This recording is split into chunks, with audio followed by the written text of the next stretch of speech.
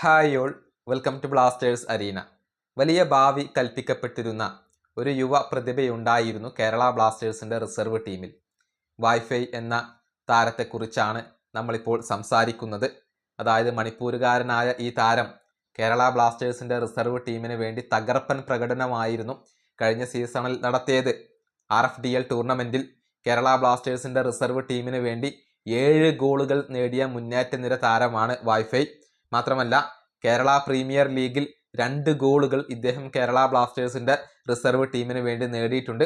വലിയ ഭാവി കൽപ്പിക്കപ്പെട്ട ഈ യുവതാരത്തെ കേരള ബ്ലാസ്റ്റേഴ്സ് കൈവിട്ട് കളഞ്ഞു എന്ന നിരാശാജനകമായ ഒരു വാർത്തയാണ് ഇപ്പോൾ പുറത്തേക്ക് വന്നിട്ടുള്ളത്. അദ്ദേഹം കേരള ബ്ലാസ്റ്റേഴ്സ് വിട്ടുകൊണ്ട് FC ഗോവയിലേക്ക് പോയിട്ടുണ്ട്. ഇതിനോടകം തന്നെ ഗോവയുടെ ട്രെയിനിങ് ക്യാമ്പിൽ അദ്ദേഹം ജോയിൻ ചെയ്തിട്ടുണ്ട് എന്നാണ് അറിയാൻ സാധിക്കുന്നത്.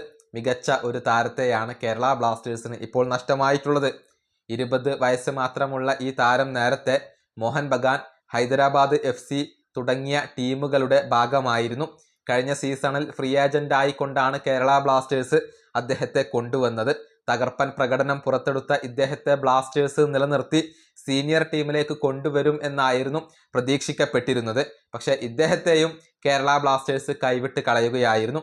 നമുക്കറിയാം, ഈ സമ്മർ ട്രാൻസ്ഫർ ജാലകത്തിൽ ഒരുപാട് മികച്ച താരങ്ങളെ ബ്ലാസ്റ്റേഴ്സ് ഒഴിവാക്കിയിട്ടുണ്ട്. ഭാവി പ്രതീക്ഷകളായ ചില താരങ്ങളെ കേരള ബ്ലാസ്റ്റേഴ്സ് കൈവിടുകയും ചെയ്തിരുന്നു. അജിസൽ, ടൈസൺ സിംഗ് തുടങ്ങിയ യുവതാരങ്ങളെ ബ്ലാസ്റ്റേഴ്സ് കൈവിട്ട് കളഞ്ഞിട്ടുണ്ട്. ആ കൂട്ടത്തിലേക്കാണ് ഇപ്പോൾ വൈഫൈയുടെ പേര് കൂടി എത്തിച്ചേർന്നിട്ടുള്ളത്. ഈ വീഡിയോ അവസാനിപ്പിക്കുന്നു. അടുത്തൊരു വീണ്ടും കാണാം.